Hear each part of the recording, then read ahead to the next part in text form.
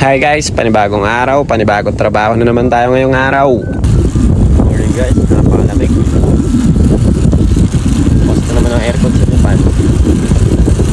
Napakasarap talaga magbike dito guys sa may gilid ng ilog, tapos ganito pa yung view no. Marami nga nagsasabi guys na dito raw sa ilalim ng tulay, dito raw binugbog si Ipoy. Time check guys, 6:44 na. Dito na tayo, nakapag-park na tayo ng bike. Napakalamig nga kanina umaga guys parang binukas na naman yung aircon dito sa Japan kaya naka-jacket na yung mga tao. Pero dahil nga pa autumn na guys, or autumn na ata ngayon, paiba-iba na yung takbo ng panahon minsan mainit tapos minsan naman malamig.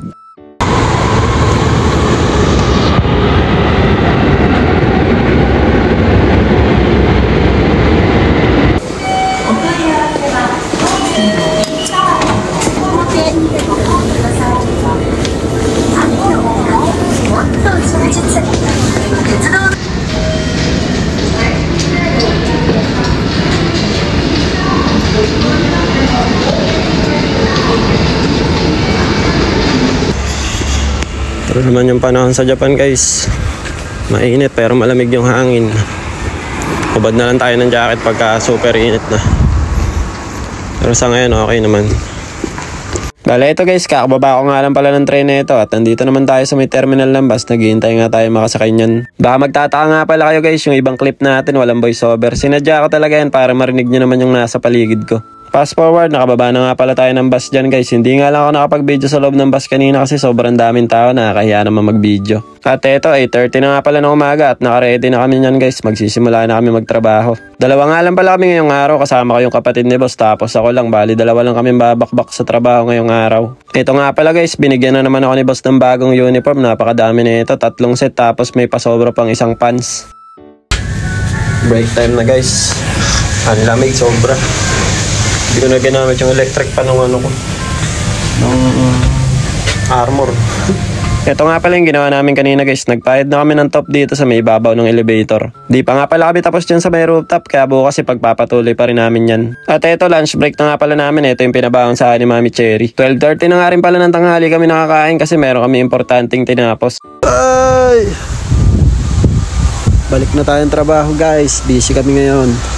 Ayos kayo, naka-display na ba to dito guys? Naitayo pa pala to noong 1987. Tapos ang pangalan pala nung naglagay na ito guys, si Kazuya Oguchi. Siguro guys yung mga panahon na to pinagpaplanuhan pa lang siguro ang gawin ng nanay at saka tatay ko no.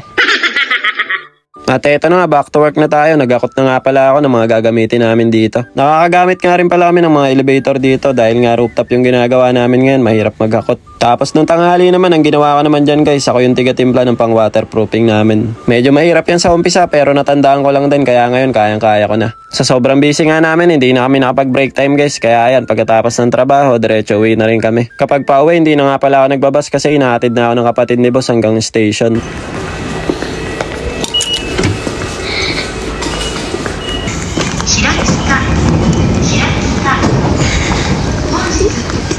At dahil nga busy kami kanina, hindi na ako nakapag-break time. Pagbaba ko nga dito sa may Yokohama, kumain muna ako ng soba. Di ko na rin kasi natiis yung gutom guys medyo mahaba rin kasi yung biyahe natin tapos busy pa sa trabaho. Pagbaba ko nga sa malapit na station sa amin, binilang ko na rin ng pasalubong si Sauri at Seichi dito. Dinagdagan ko na nga rin pala yan para pag nanood kami ng Netflix, meron kami makakain. Pagkadating ko nga sa bahay, ito si Seichi nakabang na kagad sa may pinto kakatapos lang maligo. Si Bochog naman guys, sumasalubong na rin sa akin, naghihintay na rin ata ng pasalubong.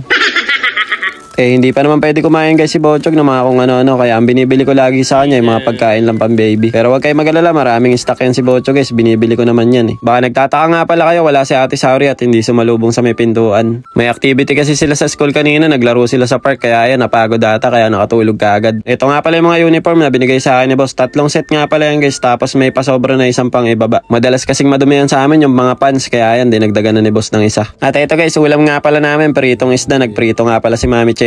Tapos may natira pa naman kami konting nilagang baka kaya yun sinama na rin namin sa ulam. Habang kumakain nga kami nagagalit si Bochog ngayon parang naninermon Sabi niya siguro kumakain kayo ng kanin hindi nyo ako tinatawag pakainin nyo ako.